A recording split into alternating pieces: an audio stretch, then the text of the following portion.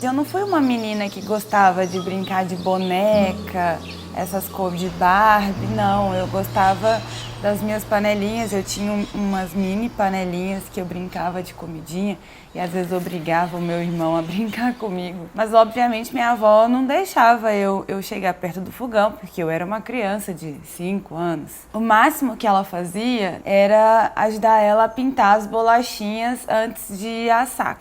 Até que um dia eu tive uma aula de culinária. Eu tinha 8 anos e cheguei em casa e contei para minha avó que eu tinha aprendido uma receita na escola de um pão.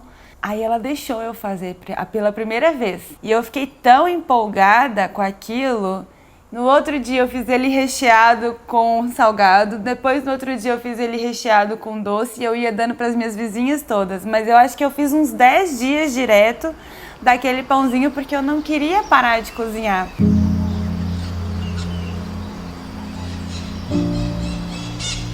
A quitanda dela era tão gostosa, a prima morava em Paris, quando a família dela foi lá visitá-la, e queria que levasse daqui, ela falou assim, a bolacheira de Tchedovic. O Tchedovic tinha morrido, a avó da Ana Luísa sabia fazer essa bolachinha, fez e levou.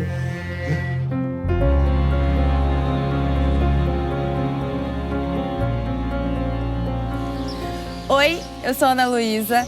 Sou cozinheira há mais ou menos uns 4 anos, desde que eu participei do programa MasterChef lá em 2017. De lá pra cá, muita coisa aconteceu na minha vida. Mas eu nunca encontrei nada que se conectasse comigo e que fizesse sentido mostrar pra vocês. Até que um dia, precisando de uma receita, eu me peguei durante horas folheando um caderno da minha avó de receitas e eu entendi que era aquilo ali.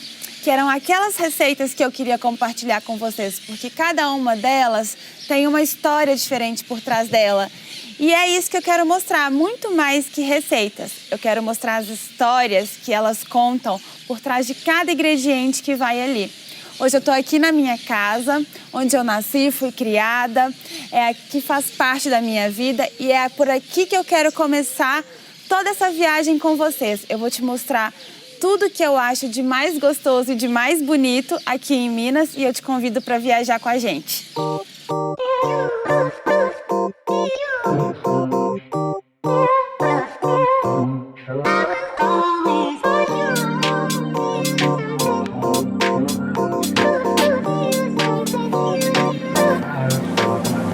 Aqui, ó, esse São Judas Tadeu, loja, era a vendinha.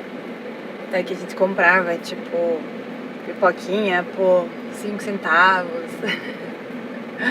Na época da história, aqueles bombonzinhos de guarda-chuva que grudam no céu da boca.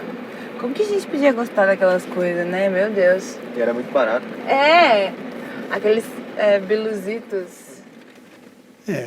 A nossa casa de fazenda, para a época, era confortável. Tinha água encanada, com carreiro hidráulico, mas não tinha eletricidade, não tinha uma geladeira. Então minha mãe tinha de se virar. Normalmente, ao sábado, a quitandeira, chamava-se Riqueta, Madre Riqueta, ia, fazia aquelas fornadas de diversas quitandas, e a enlatada e a gente consumia durante a semana. Então minha mãe, por segurança,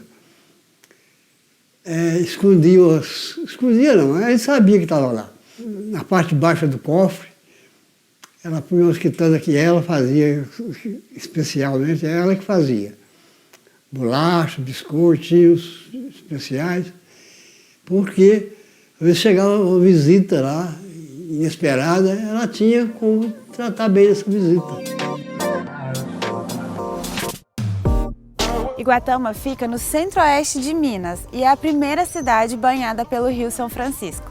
A partir daqui inicia a nossa viagem e eu vou te mostrar os lugares que eu mais gosto aqui em Minas. Já aproveitando o gancho do Rio São Francisco, ele nasce aqui na Serra da Canastra, que fica bem pertinho daqui. Eu também vou te levar para conhecer lá, viu?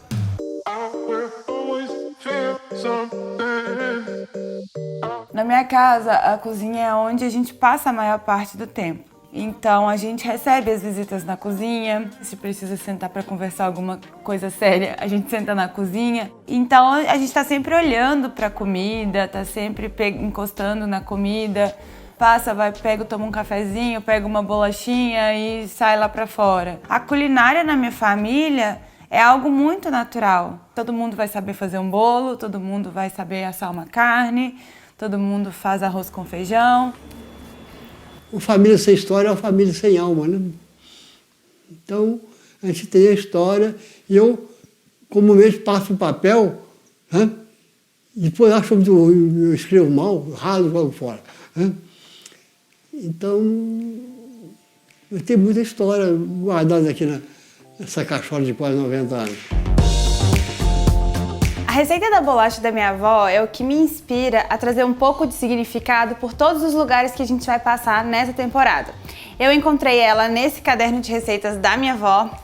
Ela tá aqui, ó, ainda em páginas amareladas de um outro caderno que eu nem sei de quando é. Quantas pessoas não tem em casa ou na casa da avó ainda um caderninho desse de receita cheio de histórias? Porque cada receita que tem aqui é a história de alguém. E é por isso que hoje eu quero começar as receitas do nosso canal com a bolachinha da minha bisavó, que é a bolachinha da avó Vigi, porque foi ela que ensinou a minha avó, que depois me ensinou. E foi nessa mesa aqui que eu comecei a cozinhar e foi fazendo essa bolacha. Então vamos começar essa receita e já de cara eu já quero te mostrar uma curiosidade sobre as receitas de antigamente aqui da minha família.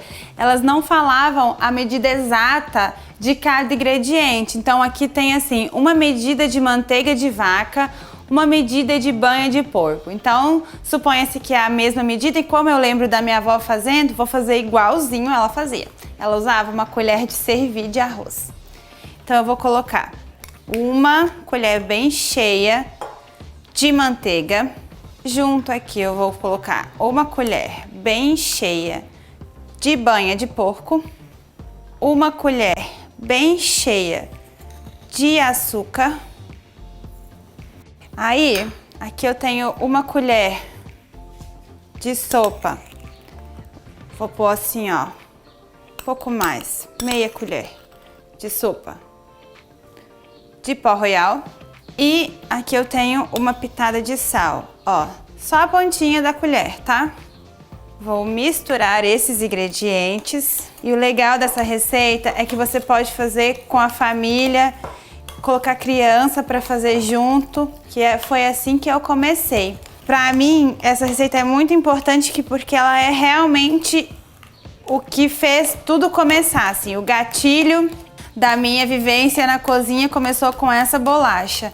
A minha avó fazia muito aqui em casa porque ela mandava de lanche pra gente na escola e tudo mais, e ela fazia para vender também.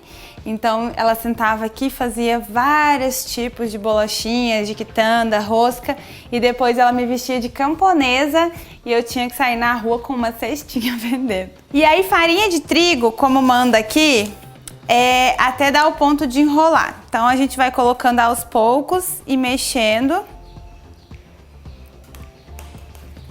Se você já tem costume na cozinha, ela vai ficar com uma textura de massa de biscoito, aquela massa de tortinha, de quiche. A textura é mais ou menos aquela, tá? Só que como a gente não vai abrir ela no rolo, você pode abrir se você quiser, eu vou fazer exatamente como era feito aqui em casa. Você não precisa deixar gelar para ela esfriar, para você abrir ela no rolo. Aqui eu vou fazer na mão mesmo, como a gente fazia. Às vezes, quando a minha avó estava muito inspirada, a gente fazia e abria nos cortadores de desenho também. Mas isso era raro. Eu lembro da minha avó, assim, toda hora ela botava mais um pouquinho disso, mais um pouquinho daquilo, até equilibrar a massa de um jeito bom, assim. Se for do seu gosto também, você pode colocar já canela na massa, cravo em pó. Essas especiarias que combinam com sobremesa, vai muito bem aqui também. Ou você pode colocar na finalização, como eu vou fazer depois. Desgrudou do fundo, você vê que ela vai dar para enrolar? É assim mesmo. Como que minha avó fazia? Ela enrolava assim, fazia uma bolinha. Aí essa bolinha, ela amassava assim, ó. E aí colocava a assar. Vamos enrolar bolinhas, amassar com o dedo e colocar. E sabe o que é legal ao analisar essas receitas antigas de outras pessoas? Você acaba descobrindo um pouco da história da família delas também. Por exemplo, essa aqui da minha avó, ela tinha manteiga, banha de porco, era isso que ela tinha na fazenda. Ela tinha vaca que dá para fazer a manteiga, ela tinha porco que eles criavam lá. E por isso ela usava esse tipo de gordura. Você pega a casa de outra pessoa, ela vai usar outras coisas que ela também tinha na casa dela. Os tipos de doces, né? Se essa pessoa fazia doce de goiaba ou de abóbora, tudo isso era sobre o que eles tinham em casa. Então, toda receita vai contar um pouco da história de alguém. Agora, com as bolachinhas já aqui na forma, eu vou te ensinar mais um segredinho que a minha avó me ensinou para pincelar. Eu tenho uma gema de ovo aqui, eu vou colocar um pouquinho de café. Mas não se suja, viu, gente? Como é uma bolacha rápida, que vai ao forno e ela assa bem rapidinho, o café ajuda que ela fica mais moreninha. Eu misturei aqui uma colher de sopa de canela nesse meio potinho aqui de açúcar para polvilhar em cima. Isso que vai dar a característica dessa bolachinha. Se você não gostar de canela, você pode pôr só açúcar, você pode pôr açúcar com coco ralado, raspinha de chocolate, chocolate granulado, tudo isso vai dar certo. Então a gente finalizou aqui a nossa bolachinha e agora aqui na receita tá escrito forno temperado. Como eu conheço a minha avó, eu sei que isso é um forno médio, tá? Ali 180 a 200 graus. E fica de olho. A bolachinha já tá no forno, tá? E o tempo de forno vai variar muito de um forno para o outro.